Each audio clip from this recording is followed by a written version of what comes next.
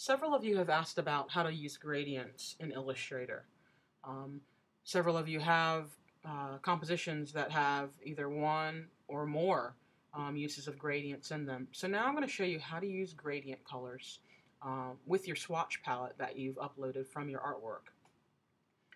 So what we're going to do is we want to make sure we have our gradient window open, which is this one here that has a transparency, let's say transparency on it. If you click that and you don't see gradient, it's right behind there in another tab on the right. So we're going to click that. If you don't have a left toolbar over here, then we're going to go up to Window, and you can choose Gradient here in order to open that actual window.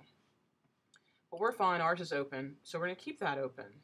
And now what we're going to do is we're going to go to our actual object here. So we want to add a gradient to this particular shape right here. I'm going to click on this shape, and then it looks fine for our gradient. Now, if we go over to our actual gradient bar, you'll see that all of a sudden it turned gray, right? Because all we're working with is black and white here. And that's not what we want. We want some color.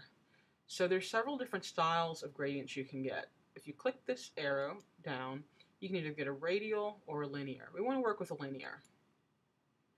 So for ours, we're going to have to choose a color because we don't want black and white.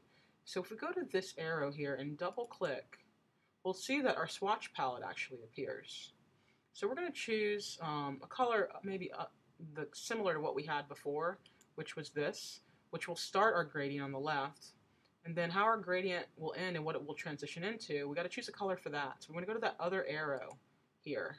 We're going to click that, double click it, and we'll open up the swatch palette again. And let's say we want to go to kind of this lime, yellow, green here. We're going to click that. So you can see our bar here is now transitioning from this gray tone color to the actual yellow.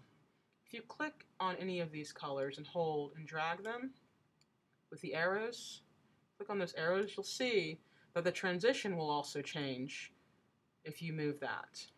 So you can have more light or you can have more dark. You can also change the opacity here if you want to be able to see through that gradient. And then also you can change the angle of the gradient. So if we go up an angle, it's changing it from side to side. Now if we go kind of towards the middle of where it was before, a quarter of, you can see the gray is now at the bottom and the yellow is at the top. If we reverse that, the yellow is at the bottom, the gray is at the top. If we go back to where we were at 0, it's going to be that linear gradient from left to right still.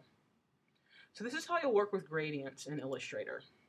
Remember, you have to have your object selected, and then you'll be in your gradient tool, then you'll choose colors off this bar from left to right as to what the gradient will look like.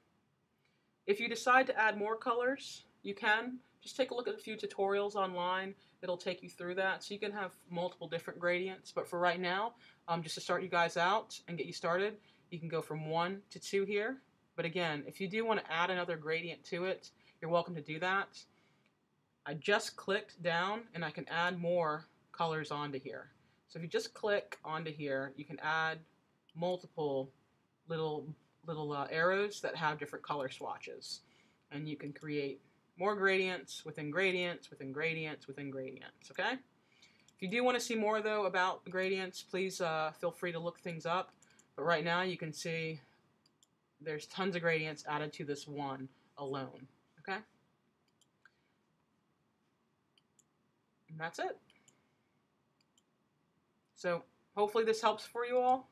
But again, get some more information on them because there's other types and styles that you can actually do besides this standard.